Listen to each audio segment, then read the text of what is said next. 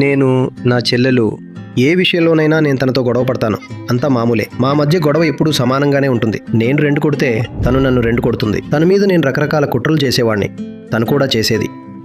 చాలా వరకు తనే గెలిచేది. తనతో నేను అప్పుడప్పుడు మోసాలు కూడా చేసేవాడిని, తను కూడా చేసేది. ఇవన్నీ జరగవచ్చు, కానీ ఒకరోజు నేను తనతో ఈ ఇల్లు మీది కాదు అనంటే ఆ మాట నా నోటి నుండి ఎప్పటికీ రాదు. తనని ఇంకేమైనా అనండి, ఆట పట్టించండి, లావుగా ఉన్నావని ఏడిపించండి, మేమంతా అలాగే చేసేవాళ్ళం.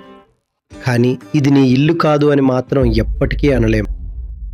ఒక్కసారి మీరు తన మనసులో ఇది నీ ఇల్లు కాదు, నీ ఇల్లు ఇంకెక్కడో ఉంది అనే మాట నాటారంటే ఈ సమాజంలోని సగభాగం ఉన్న మహిళల మనసుల్లో ఒక లోతైన ఒంటరితనం, వెలివేతకు గురయ్యామనే భావన మొదలవుతుంది. పురుషులు ఇది అర్థం చేసుకోవడం కొంచెం కష్టం, కానీ ప్రయత్నించండి. మీరు చిన్నప్పటి నుండి ఎలాంటి వాతావరణంలో పెరుగుతున్నారు, అక్కడ నువ్వు ఇక్కడి నుండి వెళ్ళిపోవాలి వెళ్ళిపోవాలి వెళ్ళిపోవాలి అని ప్రతిరోజు వింటూ ఉంటారు. గాలిలో తేలుతున్న ఒక రాలిపోయిన ఆకుల అది ఎక్కడ పడుతుందో దానికే తెలియదు. తను తన చుట్టూ ఉన్న ఇంటిని చూసి అనుకుంటుంది, ఇది నాది కాదు. మరి వీళ్ళు నీ ఇల్లు అని చెబుతున్న ఆ ఇంటి మనుషులు ఎవరో నాకు తెలియదు. మరి నా ఇల్లు ఎక్కడా? అసలు నేనెవరిని? లోపల ఆ అమ్మాయి కుంచుకుపోతుంది.